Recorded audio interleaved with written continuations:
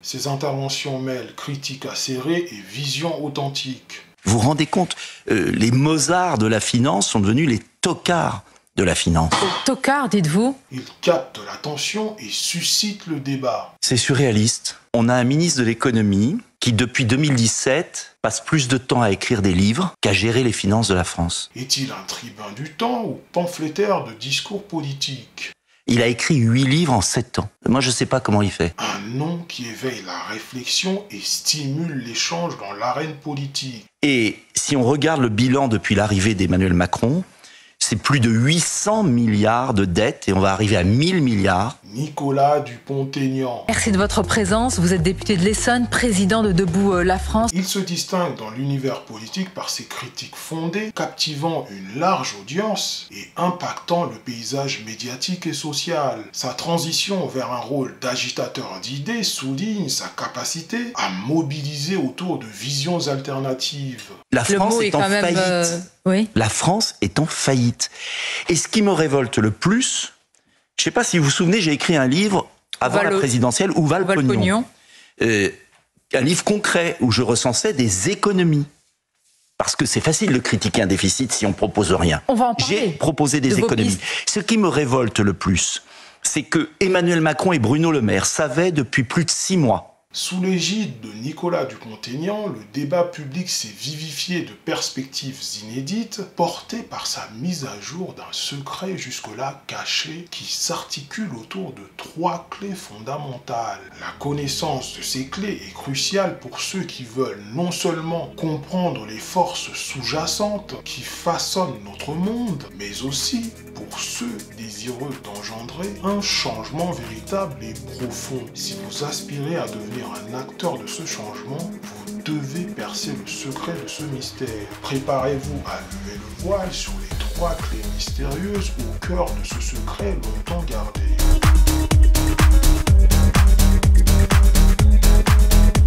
L'utilisation d'un langage tranchant et provocateur sert plusieurs objectifs dans un pamphlet. Premièrement, cela permet de briser les barrières de l'indifférence ou de la complaisance en choquant ou en interpellant le téléspectateur. Vous vous rendez compte, les Mozart de la finance sont devenus les tocards de la finance.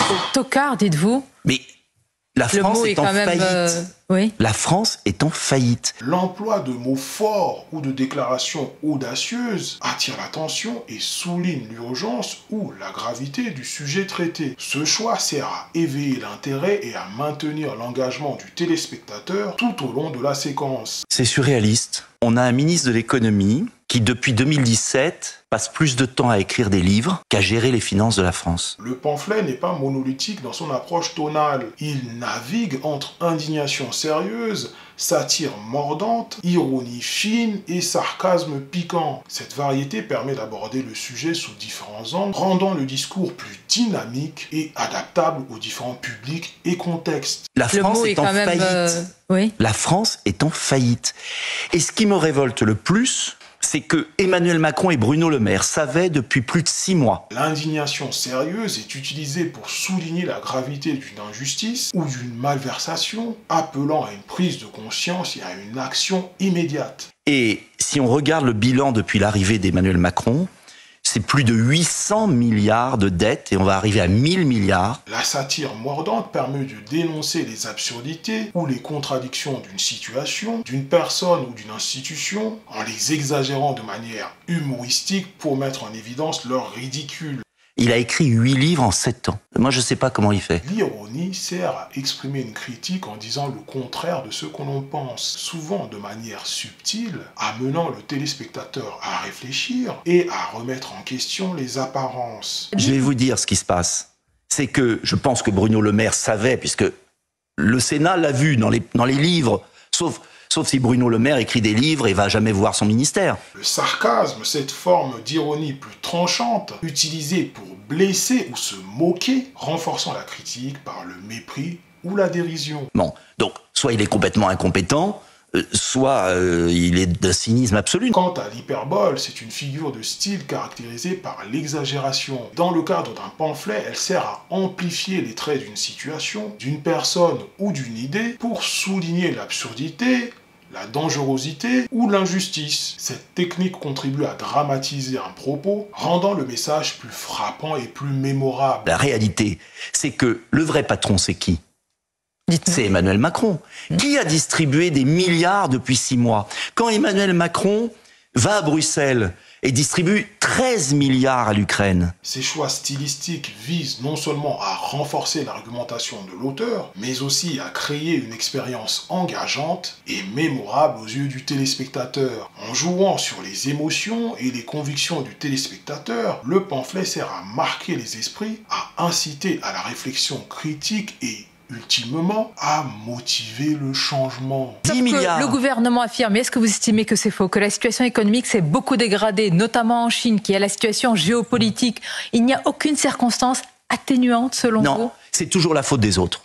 C'est jamais de leur faute. Le style et le ton ne sont donc pas de simples ornements littéraires, mais des outils stratégiques au service d'un objectif plus vaste, susciter une prise de conscience et encourager l'action. En somme, le style et le ton d'un pamphlet ne sont pas choisis au hasard. Ils sont étroitement liés au message que l'auteur souhaite transmettre et à l'effet qu'il souhaite produire sur son public. Cette combinaison d'éléments stylistiques fait du pamphlet un outil puissant de communication et de persuasion. Plongeons à présent sous la surface où les courants sous-jacents du contenu façonnent les vagues de notre perception, révélant des trésors cachés de réalité et de subjectivité.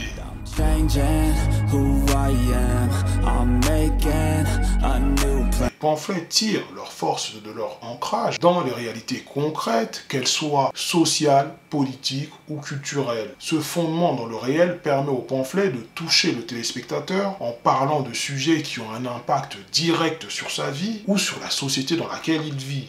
Vous savez, un artisan, si vous avez des artisans qui nous regardent, des commerçants, quand vous avez une trésorerie, il y a un moment, c'est pas la faute des autres, c'est la vôtre. Il est en charge des deniers publics, la déclaration des droits de l'homme. Que le pamphlet aborde des inégalités sociales, des abus de pouvoir, des crises environnementales ou des débats culturels, sa capacité à s'inscrire dans le concret rend son message plus pertinent et plus urgent. Si on avait suivi ce que je disais sur les emprunts à taux variables en empruntant toute notre dette à taux fixe, on aurait économisé 12 milliards par an.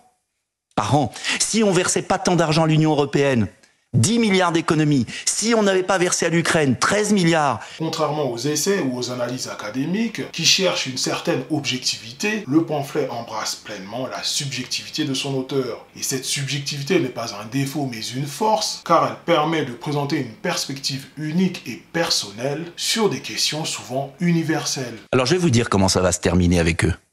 D'abord, ils vont taper sur les plus pauvres. Voilà. Ils vont ne pas indexer les pensions de retraite, ne pas indexer les fonctionnaires les plus modestes.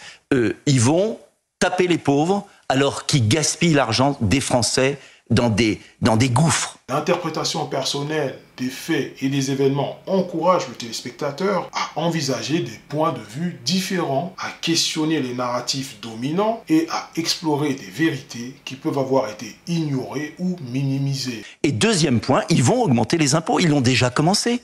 Je vais vous donner un exemple. La taxe sur l'électricité, ils l'ont augmentée. Ça, c'est pas un impôt. Mais vous savez pourquoi ils l'ont augmenté? Parce qu'ils sont revenus à une situation initiale. Oui, mais vous oubliez une chose, que la Cour des comptes, là, c'est pas moi, parce que quand je vous l'avais dit une fois à un grand rendez-vous sur le prix de l'électricité, la haute trahison que ça représente, la Cour des comptes, c'est pas moi, vient de dire qu'il y a eu 30 milliards d'argent public qui est parti non pas chez les Français, chez les fournisseurs d'électricité. L'un des objectifs centraux du pamphlet et d'établir une connexion émotionnelle avec le téléspectateur. En utilisant des émotions telles que l'outrage, l'indignation, l'humour ou la provocation, le pamphlet cherche à dépasser sa simple transmission d'informations pour toucher le téléspectateur de manière plus profonde. Cette connexion émotionnelle peut pousser le téléspectateur à réfléchir davantage sur le sujet, à changer sa perception, voire à passer à l'action. L'émotion sert donc de catalyseur pour le changement, rendant le message non seulement entendu, mais aussi ressenti. Voilà pourquoi je propose, parce qu'à chaque problème, j'essaye d'apporter une solution, le retour d'un prix national de l'électricité. Voilà, donc si vous voulez, en fait, l'argent part de partout, Et puis maintenant, ils vont nous dire, faut augmenter les impôts. Le pamphlet utilise une gamme de techniques rhétoriques pour persuader le téléspectateur, allant de l'argumentation logique à des approches plus subtiles comme l'humour, la satire et l'hyperbole. Ces techniques ne visent pas nécessairement à convaincre par la raison seule, mais cherchent plutôt à marquer les esprits, à susciter une réflexion et à encourager une remise en question des idées reçues. La persuasion dans un pamphlet peut donc prendre de nombreuses formes, chacune visant à engager le téléspectateur d'une manière qui résonne avec ses propres expériences et valeurs. On est un pays qui produit moins, un pays de services, et reconnaissez que c'est pas évident d'inverser la machine et la tendance. Bien évidemment, mais c'est quand même ce qu'on a proposé depuis 10 ans, régulièrement, ce que j'ai proposé, pas le seul, et reconnaissez que il est au pouvoir depuis 8 ans, 7 ans et demi. Et qu'est-ce qu'ils ont fait? Enfin, le pamphlet cherche à frapper l'imagination du téléspectateur et à susciter une réaction viscérale. Plutôt que de se contenter de présenter des faits de manière neutre, il utilise le récit, l'exagération et la dramatisation pour rendre son message vivant et mémorable. Dans une telle situation économique, est-ce que le député que vous êtes propose, je sais pas, un sursaut, une action, une réaction? Très simple. Je pense qu'il faut une motion de censure. Je demande aux républicains qui tiennent la motion de censure dans leurs mains, qui passent leur vie à nous dire qu'ils sont des bons gestionnaires. Ils n'ont qu'une solution, s'ils veulent être crédibles: censurer le gouvernement, puisqu'il y a déjà la censure possible, il manque les voix républicaines. L'objectif est de provoquer une prise de conscience, de susciter l'indignation, la réflexion ou l'action, en s'adressant à la fois à l'intellect et aux émotions du téléspectateur. En somme, le contenu d'un pamphlet est une fusion complexe de réalité, de subjectivité, d'émotion et de persuasion, conçue, provoquée, éduquer et motiver. Il ne s'agit pas seulement de critiquer, mais de connecter, d'inspirer et de mobiliser en faisant appel à la fois à la raison et à l'émotion du public. Émerger de la profondeur des mots, nous naviguons vers l'horizon des objectifs, là où les phares du pamphlet illuminent les chemins vers la mobilisation et la transformation.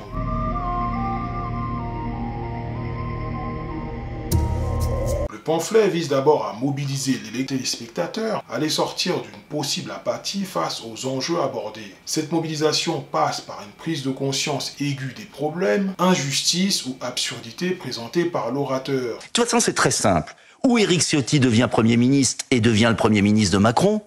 Je pense pas que c'est ce qu'il souhaite, j'espère pas. Où il y a une censure pour qu'il y ait de nouvelles élections législatives, pour qu'il y ait une nouvelle majorité. Et là, je recommande une grande coalition de gens raisonnables allant des Républicains au Rassemblement national en passant par debout la France. En exposant des vérités inconfortables. Et je demande une nouvelle fois qu'on arrête la propagande folle contre la Russie. Ou en mettant en lumière des perspectives ignorées. Le conflit entre la Russie et l'Ukraine est un conflit local, ancestral, tragique, fratricide entre deux peuples frères qui ont vécu ensemble 400 ans. Le pamphlet pousse le téléspectateur à voir au-delà des apparences et à questionner le statu quo. Le pamphlet ne se contente pas de critiquer ou de dénoncer. Il aspire également à inciter à l'action, que ce soit par des appels directs à l'engagement ou par une persuasion plus subtile. L'intention est de transformer la réaction émotionnelle du téléspectateur en une volonté d'agir. Cette action peut prendre diverses formes, allant de la discussion à l'engagement à des mouvements sociaux ou politiques, en passant par la modification de comportements personnels. Et j'estime que la France commet un contresens géopolitique, historique, à mettre de l'huile sur le feu. Il devrait être proposition de paix. Le vrai défi, c'est l'islamisme qui gagne l'Afrique, qui gagne le Moyen-Orient. C'est pas la Russie. Le pamphlet invite le téléspectateur à une réflexion critique sur lui-même et sur le monde qui l'entoure. Cette prise de conscience est le premier pas sur un changement de pensée essentiel pour toute évolution sociale et personnelle. Et cette paix est possible. Elle a été négociée à Istanbul en décembre 2022. Qui a refusé? Ce sont les Américains et les Anglais. Jacques Chirac, Dominique de Villepin avaient proposé que l'Ukraine soit une zone démilitarisée, neutre, que l'OTAN n'avance pas. Dès 2014, l'OTAN a avancé. Finalement, l'objectif ultime du pamphlet est de motiver un changement, que ce soit dans la manière de penser ou dans les actions concrètes. En mettant en lumière des injustices ou en valorisant des causes méritoires, le pamphlet cherche à influencer l'opinion publique et à inspirer des actions qui reflètent une conscience sociale et politique éveillée. Le pamphlet, dans son essence, est donc bien plus qu'un simple outil de critique. Il est une invitation à l'engagement, un cri de ralliement pour ceux qui cherchent à comprendre et à influencer le monde. Par sa capacité à toucher profondément le téléspectateur, il demeure une forme d'expression puissante et pertinente, capable d'inspirer le changement dans une multitude de contextes.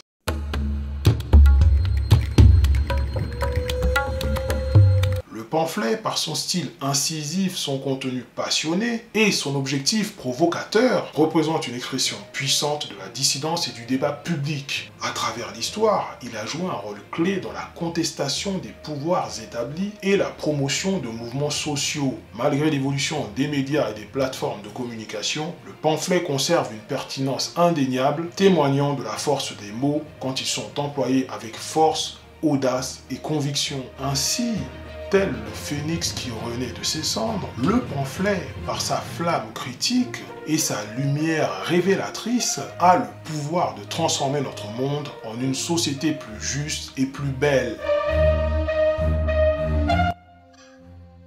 Bon, eh bien, j'ai mis mon pull noir. J'espère que vous avez apprécié cette publication. J'ai pris beaucoup de plaisir à la produire. Et bien, comme d'hab, commentez en restant poli et courtois, s'il vous plaît. Partagez la vidéo à vos proches. Et puis, abonnez-vous pour me soutenir. Comme toujours, pour me donner la motivation de continuer à publier des vidéos comme celle-ci. Que dire de plus? Eh bien, la même chose, je vais vous laisser deux liens. Le premier lien qui est ici, qui va vous mener vers le développement de l'application, car je suis consultant en informatique et une de mes spécialités est le développement d'applications. Donc je vous propose différents tutoriels pour tenter de changer notre monde par le biais des applications. Et oui, aujourd'hui nous avons des applications telles que Facebook, nous avons des applications telles que X, Instagram et bien d'autres. Eh bien vous pouvez aussi développer vos propres applications pour essayer de modeler le monde d'une manière beaucoup plus saine. Voilà à quoi peuvent servir le développement d'applications. Je vais vous proposer un autre lien qui se trouvera ici, qui va vous mener vers l'analyse d'une autre personnalité publique. Bon, là, actuellement, je suis en train de faire le montage. Il est très tard, ou plutôt il est très tôt. Il est exactement minuit 48. Donc, vous voyez que c'est du boulot en plus de mon boulot que je fais 5 jours par semaine. Et c'est pourquoi je demande d'être soutenu par le partage, les commentaires et puis bien sûr les abonnements. C'est très important pour moi. Il ne me reste plus qu'à vous dire à bientôt. Je continue le montage pour que ça sorte le plus vite possible. Allez, ciao.